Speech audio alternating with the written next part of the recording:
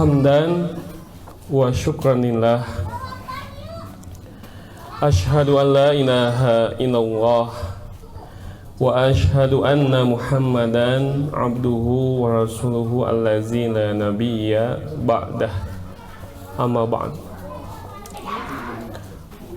Alhamdulillah, segala puji bagi Allah yang mana pada kesempatan kali ini, waktu ini, detik ini, menit ini ya, kita bisa datang lagi ke majelis ilmu yang sangat mulia, yaitu majelis ilmu yang ada di Taman Tahfidz Hamzah ini.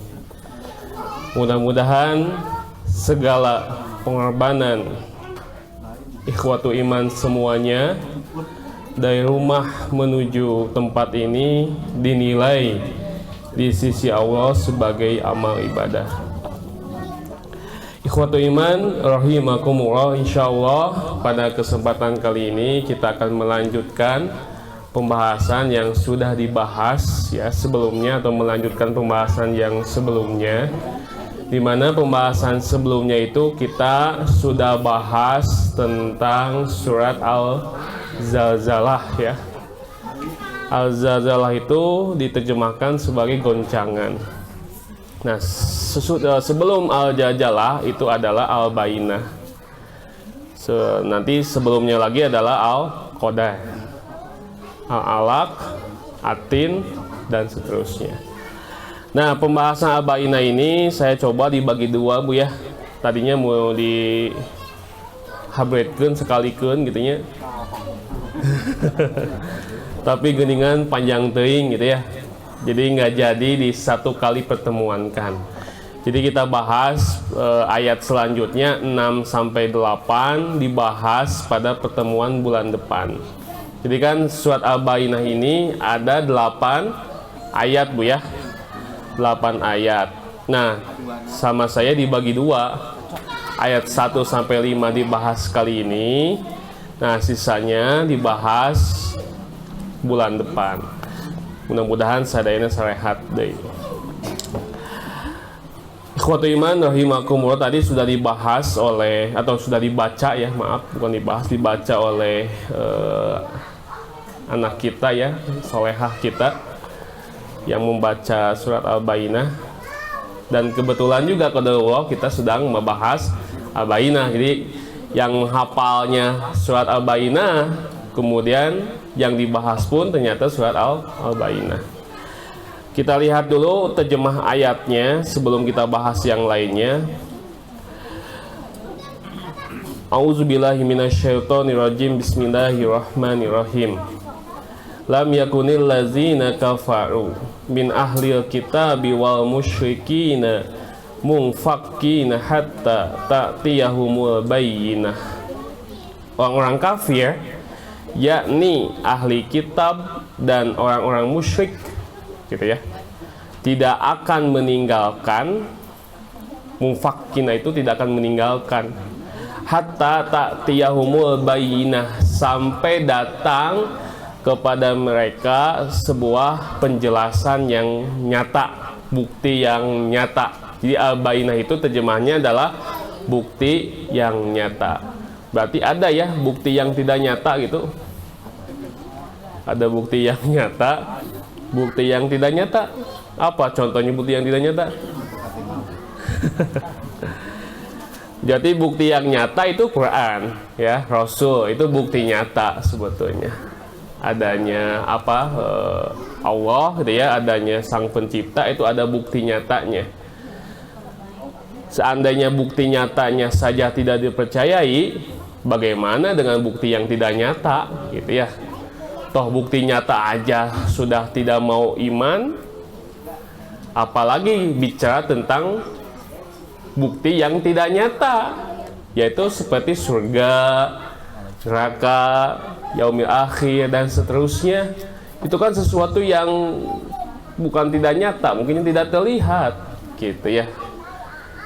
Yang terlihat saja masih tidak percaya gitu ya, murtad atau diingkari, apalagi sesuatu yang tidak nyata atau tidak terlihat.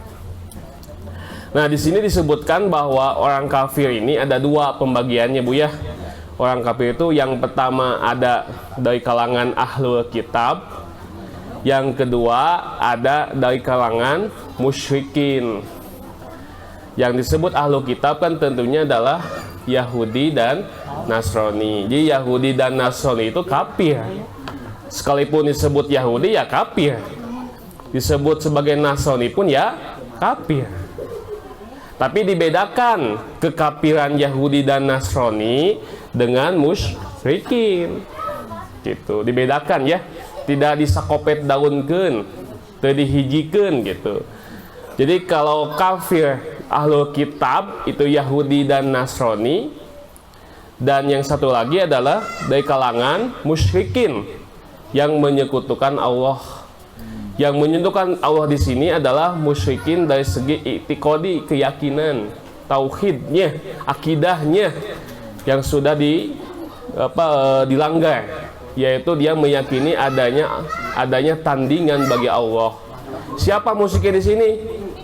Konghucu, Buddha, ya penyembah batu, penyembah api, itu semuanya musyrikin, gitu ya. Yang animisme maupun dinamisme, gitu ya, semuanya adalah sesuatu yang disebut musyrikin, gitu. Jadi dulu juga kan, kayak jahiliyah zaman Arab dulu, musyrikin atau ahlu kitab? Ahlu kitab. Zaman jahiliyah, Rasul ketika diutus di Mekah itu, orang kafirnya di Mekah itu musyrikin atau ahlu kitab? Penyembah berhala atau bukan? Ya memang ada sekelompok memang yang ahlu kitab ada juga, tapi nggak banyak. Tapi yang paling banyak dan mayoritas adalah musyrikin, karena menyembah Lata dan Uzza.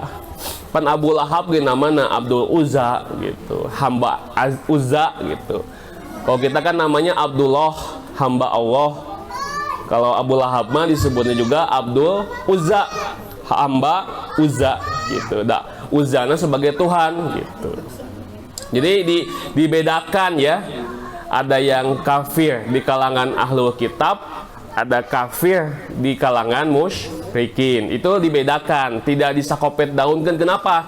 Karena ada sesuatu yang berbeda di sini dari segi hukum dan yang lainnya. Walaupun pada prinsipnya ya, ahlul kitab juga musyrikin juga sebetulnya mah. Kenapa disebut musyrikin? Karena Yahudi menganggap siapa Uzair anak Tuhan, gitu ya. Begitupun Nasrani menganggap Isa sebagai anak Tuhan. Sama saja kan, dua-duanya adalah berbuat musyrik juga. Tapi tidak dikategorikan sebagai musyrikin pada ayat ini. Tapi disebutnya adalah ahlul kitab. Nah itu doang bedanya.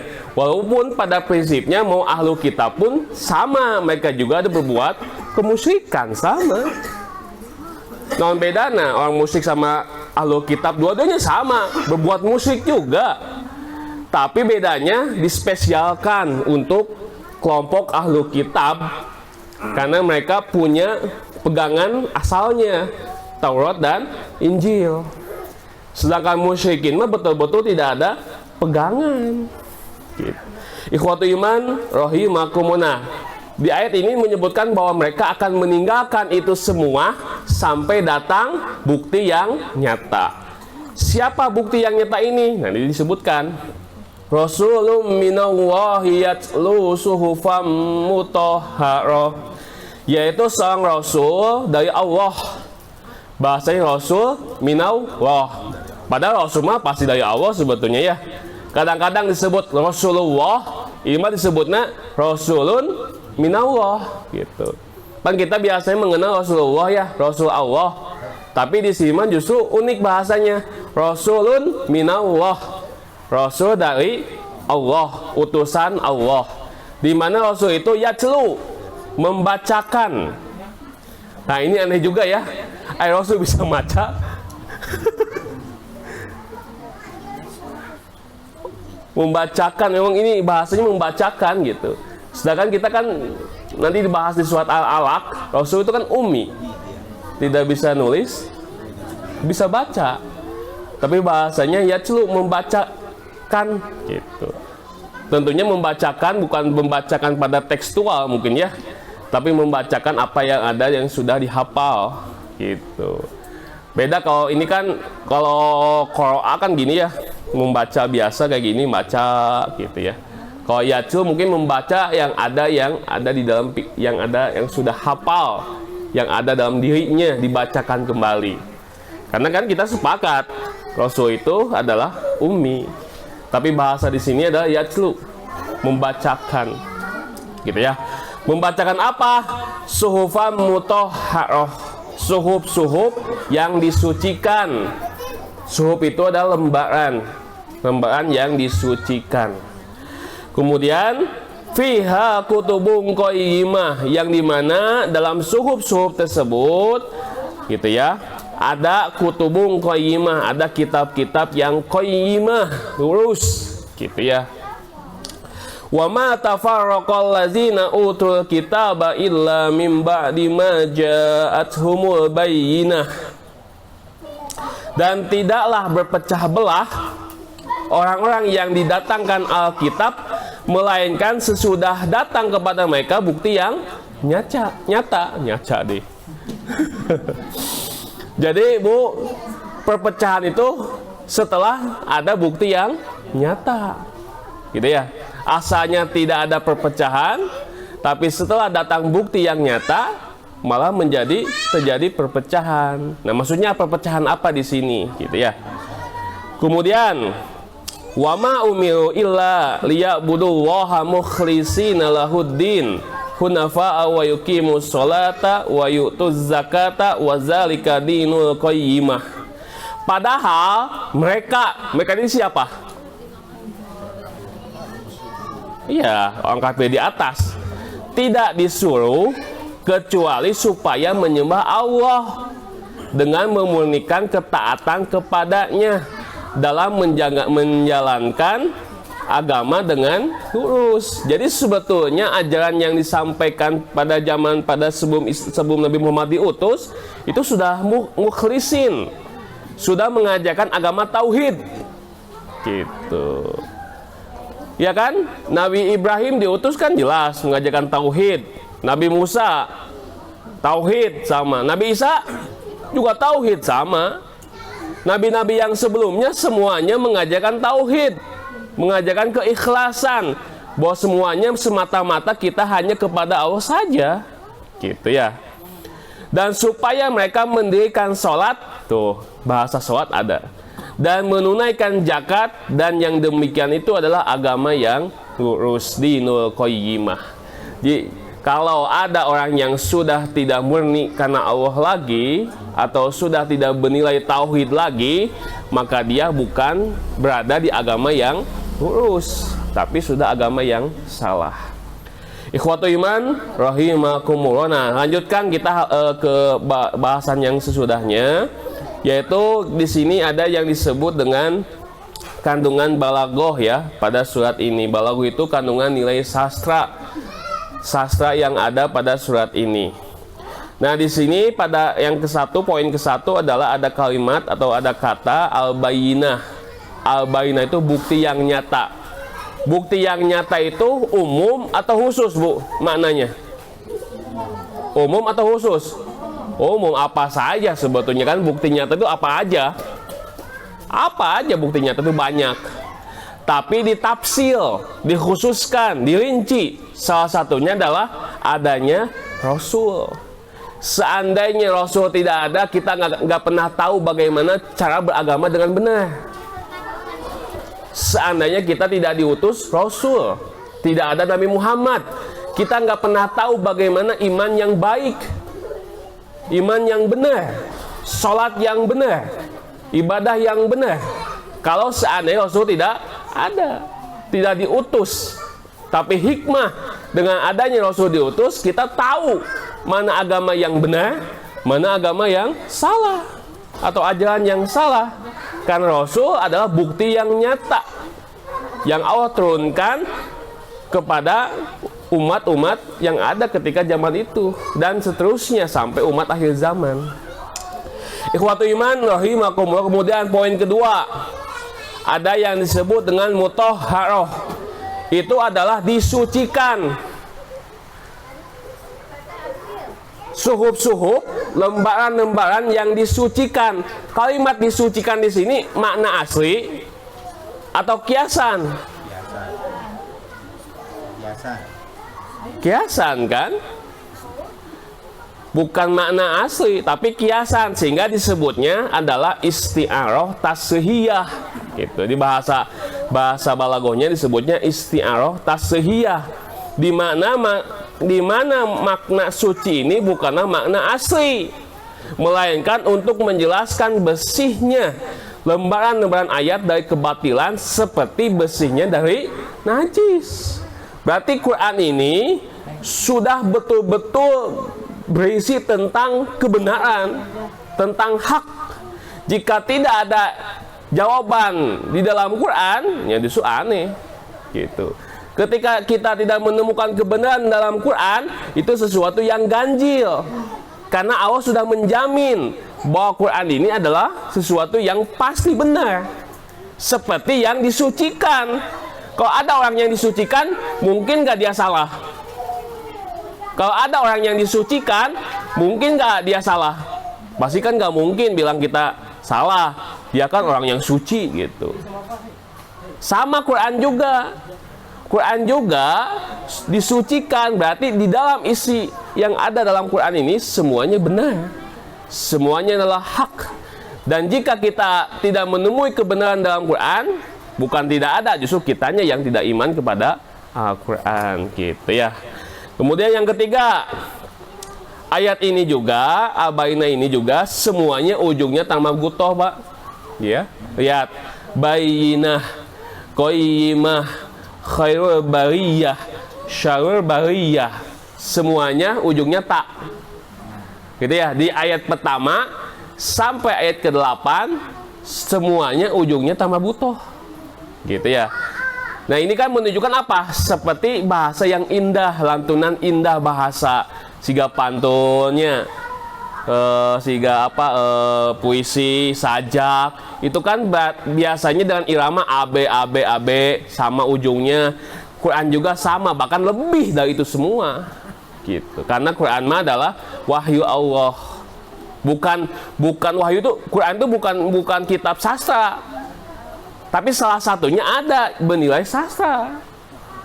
Lebih dari itu, Quran itu ada nilai sastranya ada. Tapi yang paling penting bukan itu sebetulnya. Yang paling penting Quran ini adalah hudan, petunjuk, gitu ya. Itu yang paling penting, bukan nilai sastranya yang paling penting. Tapi yang paling penting adalah bahwa Quran ini sebagai pedoman, hudan sebagai petunjuk. Ikhwatul iman rahimakumullah. Kemudian di bawah lagi diterangkan bahwa surat Al-Bayyinah ini turun di Madinah, disebutnya Madaniyah. Sesudah surat At-Tolak. Apa bu At-Tolak teh? Perceraian gitu. Jadi memang Quran juga mengatur bab nikah, Quran juga mengatur bab perceraian gitu. Kenapa? Karena bukan sesuatu yang tabu untuk dibahas.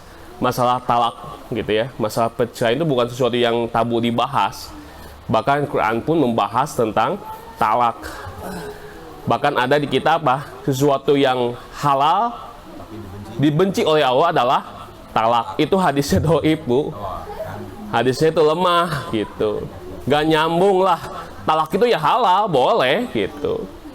Kok sesuatu yang dibenci ya, sesuatu yang dihalalkan tapi dibenci oleh Allah adalah talak. Sesuatu yang sangat tidak nyambung maknanya, susah dipahami juga hadis itu. Dan ternyata dari segi riwayatnya hadisnya lemah, tidak bisa diamalkan. Kenapa? Toh zaman Nabi sebelumnya juga ada yang menalak. Gitu. Siapa contohnya? Nabi Ismail misalkan. Gitu ya. Dan contoh-contoh yang lain juga banyak gitu. Kenapa? Karena memang sesuatu yang dibolehkan, gitu ya. Tapi jangan dipermainkan, itu aja sebetulnya mah ya. Jangan dipermainkan, Bahkan laki-laki itu betul-betul mesti dalam keadaan yang betul gitu. Kalau bercanda jangan dibercandain masalah talak ini gitu. Kenapa? Karena bukan ungkapan yang enteng gitu. Konsekuensi talak ya bisa jatuh gitu, bisa membuat hubungan itu jadi pisah gitu. Kalau melebihi batas-batas idahnya gitu. Ada ketentuan-ketentuan fikihnya di situ. Nah, jadi surat surat Al-Bayyinah ini turun sesudah surat At-Tolak gitu ya. Kedua, surat Al-Bayyinah ini dimulai, kenapa disebut Al-Bayyinah? Karena pada ayat ini, ayat pertama ada kata Bayyinah, maka disebut surat Al-Bayyinah gitu. Jadi penamaan surat itu berdasarkan kata yang ada di ayat itu, maka disebutnya surat Al-Bayyinah. Nah, apa maknanya? Maknanya adalah wahyu yang dibacakan oleh Rasulullah gitu. Bukti nyatanya adalah Rasul. Adanya Rasul itu ada bukti nyata. Kenapa coba? Karena kan di kitab-kitab sebelumnya akan datang seorang nabi yang bernama Ahmad. Untuk membuktikan ini bagaimana? Jadi tunggu kan, siapa nih Ahmad? Siapa nih Ahmad? Gitu ya. Ternyata ada di keturunan Quraisy yang bernama Muhammad bin Abdullah. Berarti kan betul bahwa kitab-kitab yang sebelumnya menjelaskan hal yang sama, bahwa nanti akan datang nabi terakhir yang bernama Muhammad atau Ahmad. Nah, bahkan ada juga yang menamai surat ini dengan surat Al-Bariyah atau Lam Yakun. Mantap. Apa itu surat Lam Yakun? Apa? Tenaon sebut surat Lam Yakun gitu. Misalkan ibu apa surat Al-Bayyinah? Naon nu mana Al-Bayyinah teh? Lam Yakun. Oh, Lam Yakun. Nah, jadi boleh juga menamai dengan Lam Yakun gitu. Surat Al-Ikhlas apa? Apa? Mungkulhu? Apa gitu. Jadi padahal Al-Ikhlas yang kulhu teh sama-sama aja, itu aja gitu ya. Jadi kadang-kadang kita mah taunya ketika dibunyikan, ketika dilafadzkan, dibacakan, baru tahu oh ini namanya ini suratnya gitu. Dan memang zaman Nabi nggak ada penamaan gitu. Ikhwatul iman, rahimakumullah. Kemudian ada kandungan-kandungan ayatnya. Ayat ke-1 sampai ke-4 itu menjelaskan tentang ahlu kitab, ya. Yang ayat ke-5 menjelaskan tentang tujuan pokok dari agama adalah ikhlas, memurnikan diri hanya kepada Allah semata, itu ikhlas namanya. Yang ketiga ayat 6 sampai ke 8 itu menjelaskan tentang tempat kembali masing-masing orang kafir, di mana tempatnya celaka nanti di akhirat kelak, termasuk orang-orang mukmin yang nantinya akan menjadi tempat yang bahagia gitu. Jadi ayat ke-1 ke-4 menjelaskan ahlu kitab, ayat ke-5 menjelaskan tentang pokok-pokok agama, inti agama yaitu ikhlas ya, semata-mata karena Allah, semua agama gitu ya. Mau Yahudi, mau Nasrani, pada prinsipnya semua mengajarkan tauhid. Tidak mengajarkan lebih dari satu Tuhan, tapi hanya satu gitu ya. Kemudian ayat ke-6 sampai ke-8 menjelaskan tentang tempat kembali masing-masing orang-orang mukmin dan orang-orang kafir. Kemudian kita lanjutkan Bu, singkat saja. Nah, ini tentang keutamaannya Bu ya. Keutamaan surat Al-Bayyinah. Ini hadisnya dari Ahmad ya. Jadi di sini sebutkan singkat ceritanya bahwa ketika surat Al-Bayyinah ini turun sampai akhir, Jibril berkata, "Hai Rasulullah, sesungguhnya Tuhanmu telah memerintahkan kepadamu untuk membacakan surat ini kepada Ubay." Ubay apa di sini? Ubay siapa? Ubay bin Ka'ab. Ubay bin Ka'ab ini adalah ahli dalam Al-Quran. Ada 4 kan sahabat yang ahli dalam Quran. Salah satunya Ubay bin Ka'ab, Abdullah bin Mas'ud, dan 2 lagi yang lain gitu ya. Ada 4 yang ahli Quran disebutkan di situ. Nah, ketika sekelas wahyu ya, ketika wahyu turun, kemudian disebutkan bahwa Rasul coba bacakan surat ini kepada Ubay. Kemudian Nabi bersabda kepada Ubay, "Sungguhnya Jibril telah memerintahkan kepadaku untuk membacakan surat ini kepadamu." Ubay bertanya, "Rasulullah, sungguh aku disebut dalam surat itu?" Rasul menjawab, "Ya, maka Ubay menangis gitu. Kenapa? Ya namanya disebut dalam tuntutan wahyu atuh. Berarti kan orang yang penting gitu. Seperti siapa tuh? Sultan Hamid II. Siapa Sultan Hamid, pemimpin Turki ya, Sultan Utsmani gitu ya, Kerajaan Utsmani. Itu kan ada seseorang yang datang ke meja beliau. Kemudian yang datang itu menceritakan, aku tadi malam katanya bermimpi ketemu Rasul. Kemudian Rasul berkata, dan beliau menyebutkan nama Anda. Sedih, mereka duit langsung tah. Coba ceritakan nih. Tadi malam saya bermimpi bertemu Rasul, dan Rasul menceritakan tentang Anda. Bayar duit deui ku Sultan Hamid. Ceritakan deui. Coba ceritakan lagi. Ceritakan deui, tadi malam aku bertemu Rasul dalam mimpi. Kemudian Rasul menceritakan tentang engkau, bikin deui duit. Terus we gitu nya. Kenapa? Berarti dia merasakan gitu. Walaupun nggak tahu benar atau tidak orang itu. Tapi maksudnya itu bahwa dia bawa nama Sultan Hamid II sampai terbawa mimpi gitu. Bahkan sekelas Rasul pun menyebutkan nama Sultan Hamid II. Itu sampai uangnya dikasihkan. Gitu, dikasihkan.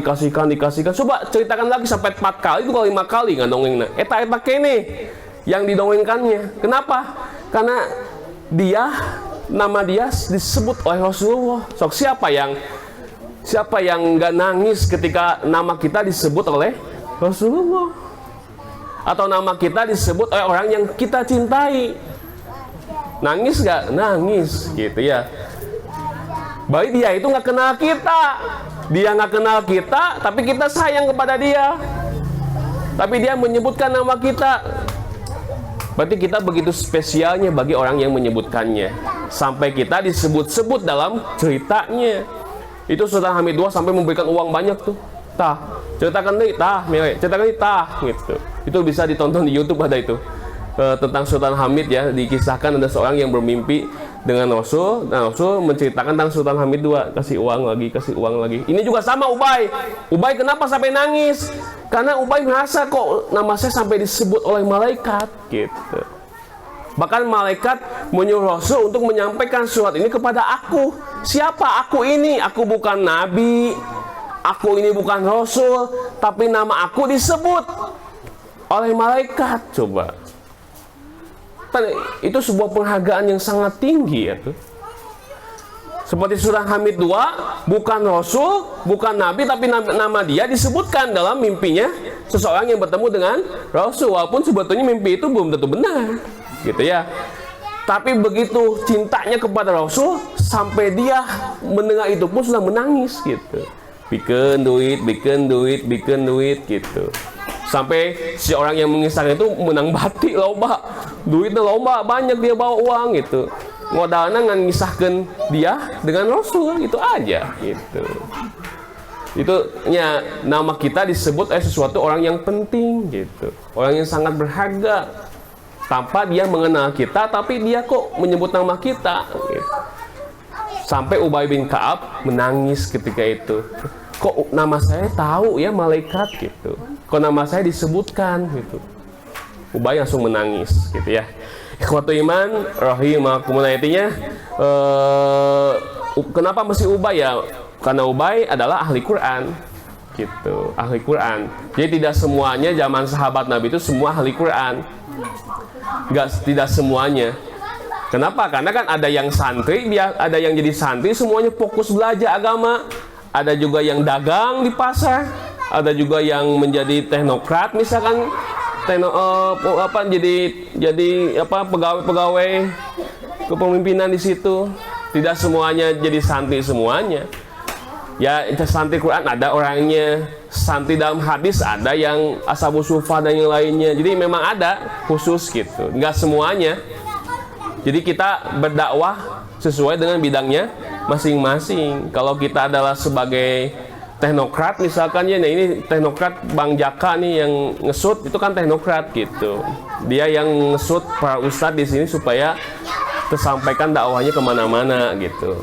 Seperti Ustadz Abdul Somad juga sama kan, dia bukanlah siapa-siapa tanpa ada teknokrat gitu, yang dia menshoot, mengediting di videonya sampai diluaskan kemana-mana. Jadi terkenal gitu. Seandainya tidak ada teknokrat di belakangnya, ya mungkin tidak ada apa-apanya dia itu gitu. Ya maksudnya tidak akan sampai terkenal sampai hari ini.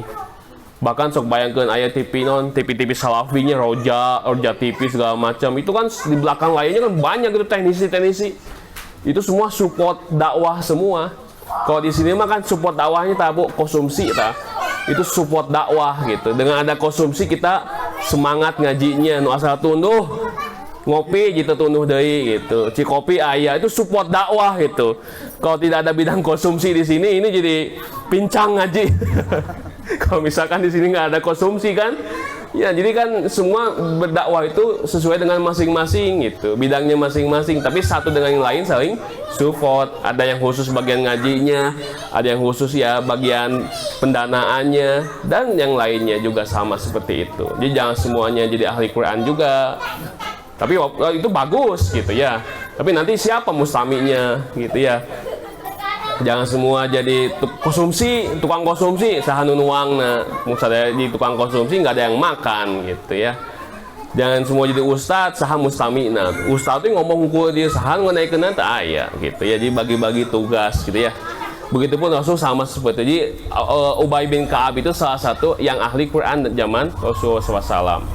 Kemudian Bu, kita lanjutkan. Tafsir ayat ke-1. Nah, disebutkan bahwa di dalam tafsir Ibnu Katsir yang disebut ahlu kitab adalah Yahudi dan orang-orang Nasrani. Sedangkan orang musyrik adalah penyembah berhala dan api. Siapa api di sini? Majusi kan? Majusi itu di mana ya? Di kita sudah jarang menemukan, tapi ada mungkin. Jepang mungkin ya masih menyembah matahari terbit nggak gitu. Itu mungkin termasuk Majusi juga.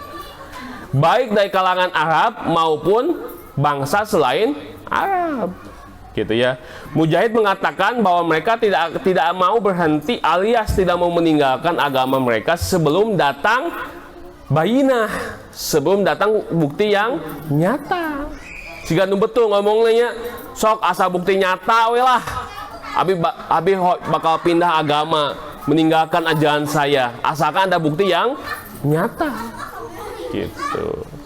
Seperti orang Yahudi kan, orang Yahudi ketika pengen ada seseorang yang menuntut untuk siapa sih pelaku pembunuhan ini, kan kata Nabi Musa, cok kamu sembelih sapi, gitu. Nabi Musa cuma simpel, sembelih sapi, sakit unggul, gitu. Sapi nu mana? Terus sampai pada akhirnya sapi itu tertunjuk pada satu sapi, yang sapi itu ya selalu disembah oleh orang Yahudi dan mereka hampir menyembelihnya, tapi terjadi jika betulnya hayang diungkap saha pembunuhnya, sudah dikasih tahu cluenya, bukti nyata sudah ada, tapi mereka tidak mau melaksanakannya gitu. Itu sering terjadi, itu sudah menjadi watak orang Yahudi seperti itu. Sudah dikasih tahu ilmunya, sudah ditahu penjelasannya, tapi tidak mau menjalankannya, gitu ya. Maka kenapa di Al-Fatihah orang-orang Yahudi disebut apa? Maghdubi, yang dibenci. Biasanya yang dibenci itu siapa? Orang yang gimana yang dibenci itu? Orang yang sudah tahu tapi tidak mau mengamalkan. Terus apa ilmunya tapi tidak mau mengamalkan. Seperti orang Yahudi itu tidak boleh mancing pada hari Sabtu. Gitu. Tidak boleh kan mancing hari Sabtu, menangkap ikan pada hari Sabtu nggak boleh. Kenapa? Hari Sabtu ibadah. Tapi digoda kan, hari Sabtu ikan muncul. Wah, rame gitu. Muncul ke atas ke permukaan. Pas poe Minggu mancing tak aya. Sepi lauk teh. Sampai poe Kemis, sampai poe Jumat nggak ada ikan. Pas pagi Sabtu akhirnya ikan muncul gitu. Nah, akhirnya mereka apa? Kita itu yang ngakalan, bersiasat hukum. Jumat bikin pancingan, Minggu cokot gitu. Emang Sabtu kan nggak mancing Bu, Tapi Jumat terus nyimpen pancingan. Jumat terus nyimpen pancingan, Minggu candak. Ngaji jongjon. Lauk menang. Nah, padahal itu sesuatu yang salah. Kenapa? Kan jelas tidak boleh. Itu kan bersiasat hukum. Demi mendapatkan dua-duanya, dia bersiasat. Jumat dia gali sebuah lubang, gitu ya, supaya ikannya masuk ke lubang itu. Nanti hari Minggu tinggal ambil ikannya. Jadi seolah-olah dia hari Sabtu nggak mancing, tapi kemancing sebetulnya. Mancing secara tidak langsung, gitu. Sehingga apa yang terjadi? Kunu kirodatan khosiin. Maka jadilah mereka monyet-monyet yang rugi. Dan betul ketika itu jadi monyet dah. Anu mancing poe Sabtu teh, gitu. Dan beberapa hari kemudian, ya udah binasa, jadi monyet dibinasa memang, gitu. Jadi memang ada di dalam tafsir Ibnu Katsir disebut dengan kunu kirodatan khosiin, jadi monyetnya jadi monyet, gitu. Anu ngalanggar, yang sudah tahu ilmunya tidak boleh Sabtu menangkap ikan, tapi kekeh menangkap ikan, akhirnya kunu kirodatan khosiin, gitu. Tapi hanya bertahan sampai beberapa hari, setelah itu ya meninggal itu. Yang sudah berubah jadi monyet meninggal semua, gitu. Nah, diambillah oleh Darwin tuh bahwa manusia tidak monyet, gitu. Sampelnya eta, gitu. Sampel manusia nu dikutuk jadi monyet. Itu sesuatu yang bohong lah, itu susah dibuktikan, gitu. Geus ka mana posilna ge eta mah, gitu. Tetap manusia mah dari manusia, bukan dari monyet tetap, gitu. Tapi ada yang bilang begitu. Nah, kenapa Darwin menyebutkan manusia itu dari monyet? Fosil yang diambil yang dikutuk, gitu. Yang dikutuk Yahudi nu mancing poe Sabtu. Tak eta yang dikutuk, dicokot sampelna. Jadi we menyebutkan manusia itu dari monyet. Ya padahal itu ya tidak bisa disatakan seperti itu. Itu hanya apa namanya cocokologi lah, gitu ya. Tidak kuat datanya, gitu ya. Dan kita nggak tahu di mana orang-orang itu teh kan. Yang jelas orang-orang itu ada di pinggir pantai. Kalau dalam tafsirnya di pinggir pantai. Saya lupa nama pantainya apa. Yang jelas orang ini diuji oleh Allah untuk sejauh mana dia mau taat kepada ibadah kepada Allah, gitu. Tapi ya eleh kudunya, gitu. Eleh kudunya. Ikhwatu iman rahimakumullah. Nah itu ya, jadi yang dimaksud dengan Alkitab Yahudi dan Nasrani. Kemudian di bawah juga terangkan ayat ini Allah SWT memberitahu tentang orang kafir adalah mereka tidak pernah meninggalkan kekufuran dan kesyirikan mereka kepada Allah hingga suasana mendatangi mereka dengan membawa Al-Quran. Sesungguhnya beliau akan menjelaskan kepada mereka kesesatan dan kebodohan mereka serta mengajak mereka untuk beriman, gitu. Jadi bukan hanya datang Quran, tapi Rasul disampaikan, gitu. Anu iman Islam berarti kan, nu teu iman tetap dengan kekafirannya. Allah minta bukti geus datang Rasul, Quran tos datang, nah anu iman saeutik, nah eta ngomong hungkul, gitu ya. Katanya mau meninggalkan semuanya, ketika datang bukti yang jelas sudah datang, Rasul sudah datang, dakwah mana hak mana batil dijelaskan, tetap aja tidak mau meninggalkan ajarannya, gitu. Ikhwatu iman rahimakumullah. Kemudian di bawah, Bu, nah ini ada spesial. Maka kenapa dibedakan ahlul kitab dan musyrikin? Karena ahlul kitab mah punya keistimewaan. Di antara keistimewaannya yang saya tahu adalah ini, wanitanya boleh dinikahi, gitu ya, dan sesembelihannya halal. Yang disebut halal di sini, ya, halal di sini bukan pada poin bismillahnya, bukan pada poin bismillahnya, gitu ya. Dan bismillah mah kan hukumnya sunat, gak wajib. Itu kan doa. Bismillah Allahu Akbar. Itu kan hanya doa. Doa pada saat kita menyembelih. Pada prinsipnya adalah sesembelih itu buat siapa? Buat dipersembahkan atau bukan? Gitu ya. Kalau dia niat dari awalnya menyembelih bukan karena Allah, jelas berarti itu jadi bangkai, haram hukumnya ya, nggak boleh dimakan. Tapi kalau dia menyembelihnya buat dimakan, dan kemudian kita juga orang Islam yang menyembelihnya tanpa bismillah, halal tuh. ya halal, sama biasa aja gitu ya. Bukan lantas jadi haram tanpa bismillah gitu. Ayo ahlu kitab pakai bismillah tuh. Tapi kan halal tetap. Gitu ya.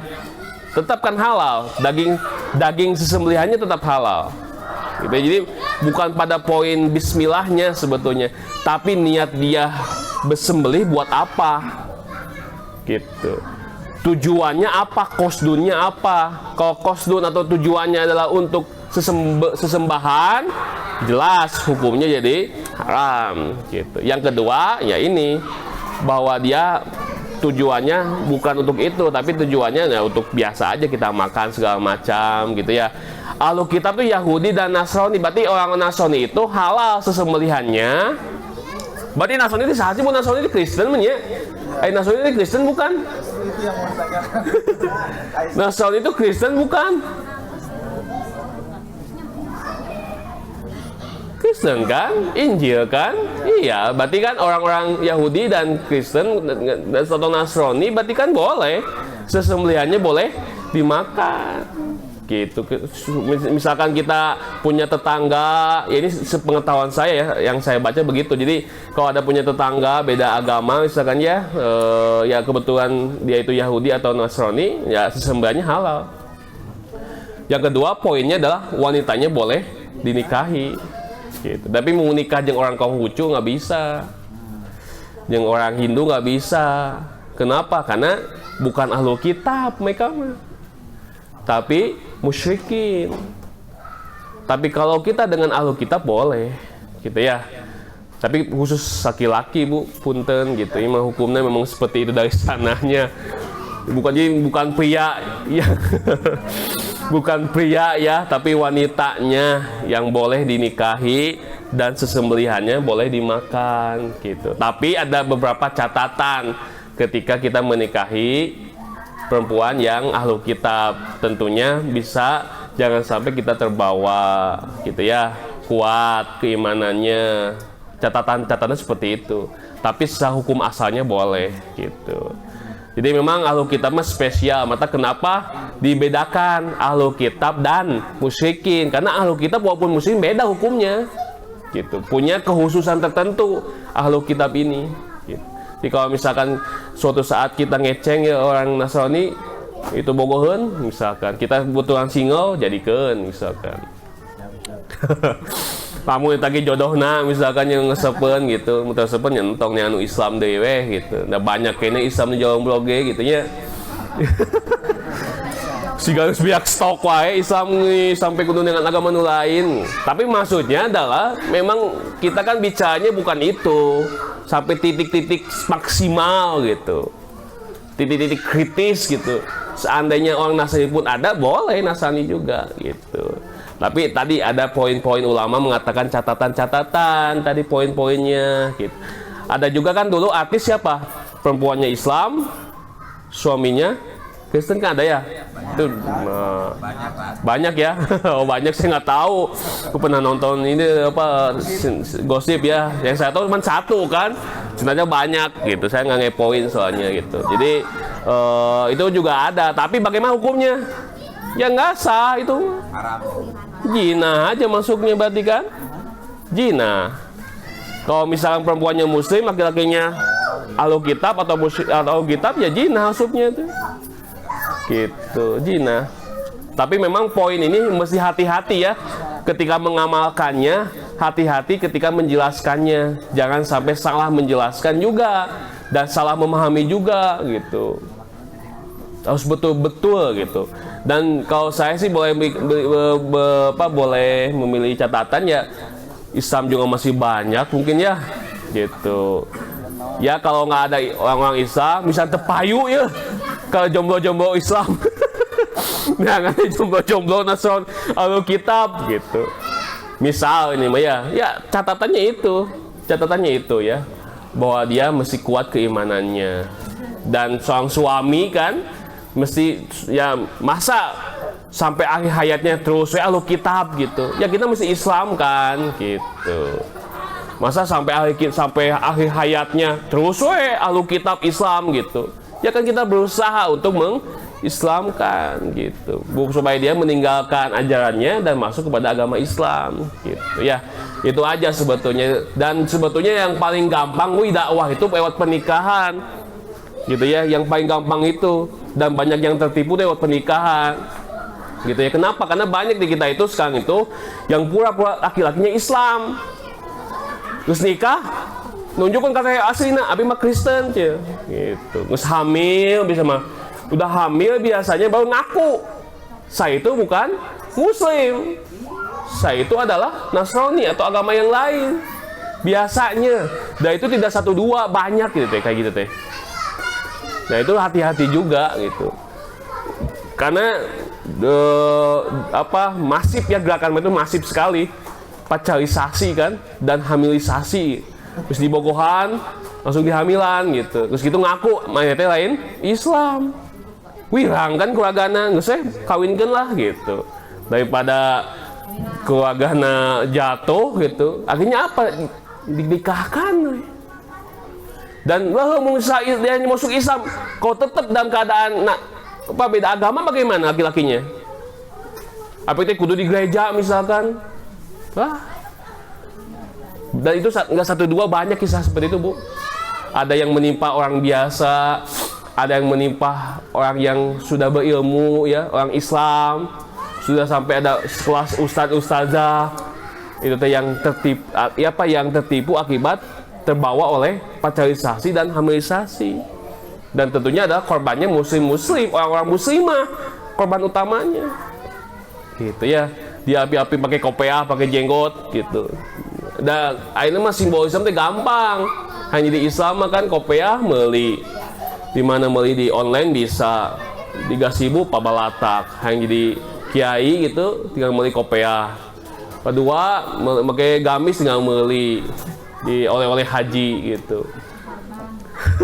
Hayang api-api nges haji tinggal foto edit Photoshop depan Ka'bah. Sekarang itu sebetulnya gampang gitu. Katakan kita nggak bisa menilai dia itu dari zohir gitu ya. Hati-hati juga ketika kita menilai seorang itu hanya melihat dari zohirnya saja, dari penampakannya aja. Tapi kita lihat juga hal-hal yang lain, amal solehnya bagaimana. Ya kan, kalau su kan identiknya apa? Lihat subuhnya, lihat isyanya, lihat ketika dia sholat ketika sendirian gitu. Itu kan diuji. Kalau kita sholat berjamaah, surat-surat panjang itu biasa. Tapi kesorangan, surat-surat panjang sok, wah biasa itu mah. Nah, bagian obat jamaah sholatnya panjang-panjang, bagiannya sorangan usaha sholat pendek kulhu kojo dibijilkeun gitu. Ya kan, itu ada apa sebetulnya? Kita kan sebetulnya lihat aja dia itu ketika subuhnya bagaimana, isyanya bagaimana, ketika sendiriannya bagaimana. Nah, itu kan orang munafik itu terlihat di situ. Orang yang mengaku Islam gitu ya, mengaku Islam padahal dia bukan Islam, itu lihat aja sholatnya. Sudah ada indikatornya, sudah ada sholat subuhnya bagaimana, sholat isyanya bagaimana, dan ketika selanjutnya adalah sholat ketika sendirian, beramal soleh ketika sendirian. Maka dia sama ketika beramal soleh sendirian dengan beramal soleh ketika banyak gitu. Kebanyak mau ditinggalikeun sedekah ge, bu mah mau ditinggalikeun. Nah, ini orang munafik kan gitu, hanya menampakkan ketika banyaknya saja, banyak kawan. Tapi ketika kawannya tidak ada atau kembali kepada kawan yang orang munafik, ya mereka biasa lagi menjadi orang munafik, orang-orang kafir gitu. Nah, itu hati-hati juga ya kita ya. Banyak yang tertipu juga, terutama adalah muslimah-muslimah kita. Nah, itu mesti dijaga, anak-anak perempuan ya, dijaga gitu. Kemudian tafsir ayat kedua sampai ketiga. Rasulun minallahi yatlu suhufan mutahharah fiha kutubun qayyimah. Maksudnya adalah Muhammad SAW telah diutus sebagai rahmat untuk seluruh alam. Jadi Muhammad untuk semuanya diutusnya juga ya. Beliau akan membacakan kepada mereka segala yang terkandung dalam Al-Quran yang suci dari keracunan dan dusta. Mantap, Quran yang kitab yang paling 100% valid mungkin ya. Validnya bukan valid walungan, valid gitu mah, asli itu, murni gitu. Itu ada Quran gitu. Tidak ada kerancuan dan dusta, syubhat gak ada, kekufuran juga ada, perubahan dan ketidakjelasan juga nggak ada. Ada nggak kita menemukan Quran itu tidak jelas isinya? Quran mana, ayat mana tidak jelas? Nggak ada. Isinya tentang dusta juga nggak ada. Nurancu nggak ada ayat mana nurancu gitu. Rancu itu pemikiran kita yang tidak memahaminya gitu. Kalau Qurannya mah enggak. Nah kemudian tatkala Allah mengutus Muhammad, lalu kitab berpecah belah. Sebagian mereka beriman dan sebagian yang lain mengingkarinya.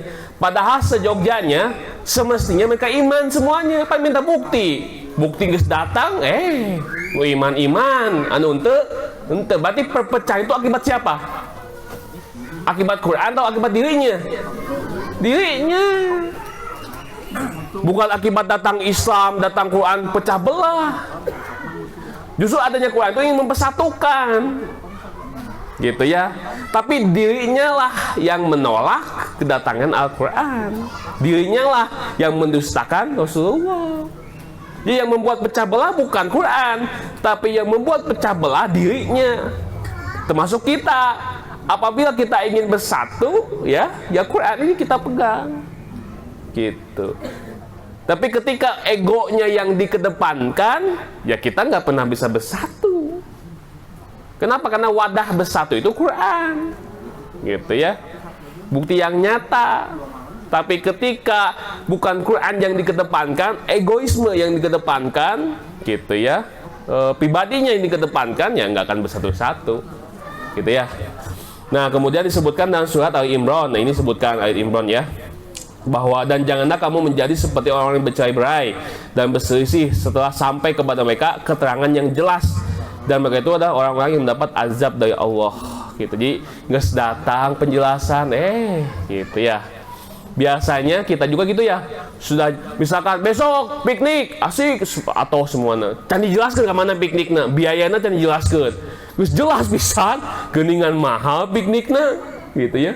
Kedua ning jauh geningan terdeket, pecah belah dia teh.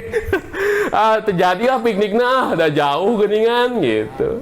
Padahal ya tadi mah piknik ikut pikniknya can dijelaskan ke mana-manana. Kemudian biayanya can dijelaskan gitu. Nggak dijelaskan biayanya gening mahal gitu. Kedua gening jauh, terjadi gitu. Jadi ente gitu. Jadi memang di awal kene dia tidak komit dengan pembicaraannya gitu. Maka sebetulnya kita itu dia belajar supaya kita komitmen terhadap apa yang kita katakan. Kita itu kan sebetulnya mengamalkan apa yang kita punya ilmunya. Itu kan kita komit kan, ilmunya ada, amalkan ilmunya. Ilmu nggak ada, mau mengamalkan bagaimana, ilmu juga nggak ada. Artinya kita sesuai omongan dengan amalan. Itu kan komitmen di situ sebetulnya. Orang Yahudi udah ngomong tapi amalannya menyisihi. Nah, akibatnya apa? Di sini ada hadis, sungguhnya orang Yahudi terpecah belah menjadi 71 golongan. Orang Nasrani pecah belah menjadi 72 golongan. Dan umat Islam terpecah menjadi 73 golongan. Golongan di sini bukan ormas ya, tapi keyakinan gitu ya, akidahnya. Kalau beda fikih nggak masalah, itu bukan beda golongan, beda pendapat aja gitu. Jadi kita Muhammadiyah, Persis, itu semuanya satu golongan yang sama, bukan beda golongan, tapi satu golongan yang sama. Kenapa? Karena Quran dan Sunnahnya masih dikaji. Tapi kalau sudah beda lagi, Quran dikaji tapi Sunnah diingkari, nah itu beda golongan berarti. Gitu ya, jelas ya, golongan di sini bukan golongan ormas. Ormas itu hanya wadah perjuangan, isinya tetap Quran dan Sunnah. Tapi kalau kita misalkan dengan yang lain, dengan ingkarus Sunnah, ada golongan ingkarus Sunnah. Dia itu hanya percaya Quran tapi tidak percaya Sunnah. Jelas kan, udah beda pondasi itu, beda pondasi itu. Gitu, udah beda pondasi. Tapi kalau kita dengan yang lain kan sama. Quran dikaji, Sunnah dikaji tetap. Cuma beda wadah perjuangannya aja. Ini mah Persis perjuangannya, ini mah Muhammadiyah perjuangannya, ini mah Nahdlatul Ulama perjuangannya. Tapi sama-sama Quran dan Sunnah. Gitu. Kalau begitu perpecahan itu sudah sunatullah ya, sudah dari sananya gitu. Tapi kalau dari Rasulullah bahwa perpecahan itu adalah azab untuk umat akhir zaman. Itu paling ringan. Azab yang paling ringan itu adalah dengan diadakannya perpecahan gitu. Aduh, bentar lagi ya, dikit lagi. Kita singkat aja lah. Kemudian tafsir ayat kelima ya, ini disebutkan wa ma umiru illa liya'budu wa mukhlishina lahuddin hunafa wa yuqimus sholata wa yutuz zakat wa zalika dinul qayyim. Nah, maksudnya apa? Mereka berpecah belah dan berselisih padahal mereka tidak diperintahkan di dalam Taurat dan Injil atau Al-Qur'an yang datang dari Al-Qur'an, datang dari Allah, melainkan untuk beribadah kepada Allah semata secara ikhlas dan tidak menyekutukannya dengan apapun serta berpaling dari semua agama untuk memeluk agama Islam. Udah jelas sebetulnya. Mereka juga diperintahkan untuk menunaikan sholat pada waktunya sesuai yang dikehendaki oleh Allah. Saya nggak tahu ya, kalau Nasrani di Injil dulu ada sholat nggak, saya nggak tahu. Tapi kalau di ayat ini ada berarti. Ya, kalau di ayat ini ada. Entah bagaimana sholatnya saya nggak tahu. Gitu. Tapi saya nggak tahu sampai dalam-dalamnya tentang sholat Nasrani, nggak tahu saya gitu ya. Tapi kalau lihat ayat ini sepintas seakan-akan sholat Nasrani juga ada.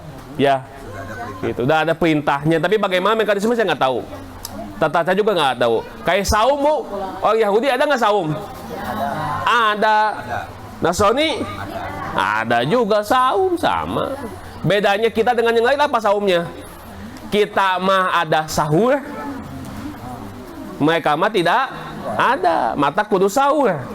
Gitu. Supaya kita beda identitasnya dengan ahlul kitab. Gitu. Ini mau baca jagoanan jam 12 geus ngabaso soalnya gitu kudu sahur deui gitu. Padahal bukan masalah makan atau tidak makannya, tapi di situ ada nilai berkah. Yang kedua, identitas, perbedaan saum ahlul kitab dengan kita sebagai seorang muslim gitu. Kemudian terakhir penutup ya. Nah, ini di bawah langsung aja poin di bawah. Tujuan dari ayat ini atau surat ini adalah untuk menghibur Rasulullah. Nah, itu tujuannya. Di Rasulullah dihiburnya ku Allah, Bu. Kita pun seorang dai atau seorang pendakwah, kalau kita sedang sedih hatinya, dihibur itu dengan Quran juga sama. Gitu. Maksudnya adalah janganlah kamu bersedih atau janganlah perpecahan mereka itu membuat gelisah. Itu bukan karena dalil yang tidak kuat, tetapi karena pembangkangan mereka sendiri. Gitu. Bukan Qurannya nggak kuat, Bu. Bukan Rasulnya yang nggak hebat. Tapi orang yang diberikan penjelasannya sok jago gitu. Bukan Qurannya nggak hebat, gitu ya. Bukan Qurannya nggak mujizat, tapi orangnya sendiri yang menolak terhadap Al-Quran. Mata perpecahan itu bukan disebabkan oleh Al-Quran. Niat Al-Quran itu adalah semuanya disatukan. Tapi tadi teh ngomong hungkul, ongkonik mungfakinah hatta tatiyahumul bayinah tadi nama. Terus bayinah datang, malah pecah belah gitu. Dan itu disebabkan oleh dirinya sendiri, bukan karena ada Rasul, bukan karena ada Quran. Begitulah para pendahulu mereka juga berpecah belah mengenai hari Sabtu. Tuh kan, Sabtu temenang ngusep. Ya, imah tentang ngusep Sabtu teh gitu. Ya emang ngusep teh bahasa Sunda. Nah, bahasa itu bukan ngusep sebetulnya, dia membuat lubang gitu. Membuat lubang di tanah. Ketika Sabtu itu ombak datang kan, palalit laut tengahnya karena lubang eta gitu. Terus palalit kejebak laut tengahnya gitu. Siga naon mungkinnya kalau bahasa kita nangkap ikan itu seperti apa? Posongnya coba Bapak buka rumah posong teh. Jadi pokoknya kayak sebuah jaring ikan gitu ya, masuk kadinya gitu. Bukan mancing sebetulnya, bahasa mancing itu supaya gampang kebayang gitu. Padahal bukan mancing kayak gini, bukan gitu. Tapi dia bikin gali supaya masuk ikan ke situ. Gitu ya, maksudnya di situ. Tapi mereka apa? Tidak mau, tetap nganggap ikan hari Sabtu. Kemudian menyembah patung sapi tetap gitu ya. Padahal sudah tahu bukti nyata-nyatanya tetap disembah gitu ya. Dan yang lainnya seperti misalkan pada saat Nabi Musa menerima wahyu ya di gunung apa? Tursina. kata ke Nabi Harun, ini jaga, kamu jangan kembali lagi kepada agama sebelum kamu. Kamu sudah diselamatkan oleh kami, oleh Allah, jaga keyakinan kamu, akidah kalian. 40 hari ditinggalkan oleh Nabi Musa, balik lagi, terus nyembah sapi deui wae. Gitu. Ya berarti kan kalau begitu mereka sendiri yang membangkang. Maka kenapa Quran menyebutnya maghdubi, dibenci. Orang yang dibenci itu yang sudah tahu ilmunya tapi nggak mau mengamalkan. Itu maghdubi. Kalau waladhdallin, orang yang sesat apa? Kebalikannya. Dia nggak punya ilmu. Mengamalkan tanpa ilmu. Biasanya orang yang mengamalkan tanpa ilmu kumaha? Ya sesat atuh. Jalan-jalan tak apa alamat. Itu. Nyasa betul mau nyampe-nyampe. Maka sebutnya dolin, sesat. Nah, dolin ini adalah kalau dalam tafsirnya sebut Nasrani, gitu ya. Wa asbahum, dan yang serupa dengan Nasrani, tidak ditokkan kepada Nasrani aja, ada juga yang serupa dengan Nasrani, gitu. Jadi kalau maghdubi mah orang Yahudi jelas, terus dijelaskan ahlu kitab kan disebutnya juga apa Bani Israel, bahkan disebut juga Bani Israel kadang-kadang. Bani Israel bukan mengangkat orang Yahudi, bukan. Maksudnya kenapa Yahudi disebut Bani Israel? Supaya mereka tahu diri. Mereka itu sudah diselamatkan oleh Nabi Musa dari kekejaman Fir'aun. Gitu. Diselamatkan, maka disebutnya Bani Israel. Bukan berarti mengangkat derajat Yahudi, bukan. Maka kita mah kan gak boleh manggil Israel ke Yahudi itu kan. Gak boleh manggil apa? Yahudi, ya kita manggilnya Zionis saja gitu. Zionis laknatullah alaih kan gitu sebutnya. Mudah-mudahan Allah melaknati mereka kan gitu sebutnya Zionis itu. Karena ya wataknya sudah seperti itu. Ikhwatul iman rahimakumullah, barangkali itu saja yang dapat disampaikan. Insya Allah kita sambung lagi surat Al-Bayyinah bagian keduanya ya, 6-8. Mudah-mudahan kita semua sehat selalu, diberikan rezeki yang berlimpah Bu ya. Semuanya diberikan juga kesehatan buat anaknya, buat keluarganya, semuanya lah di kondisi yang seperti ini. Tutup saja dengan doa, Rabbana atina fid dunya hasanah wa fil akhirati hasanah wa qina adzabannar. Wassalamualaikum warahmatullahi wabarakatuh.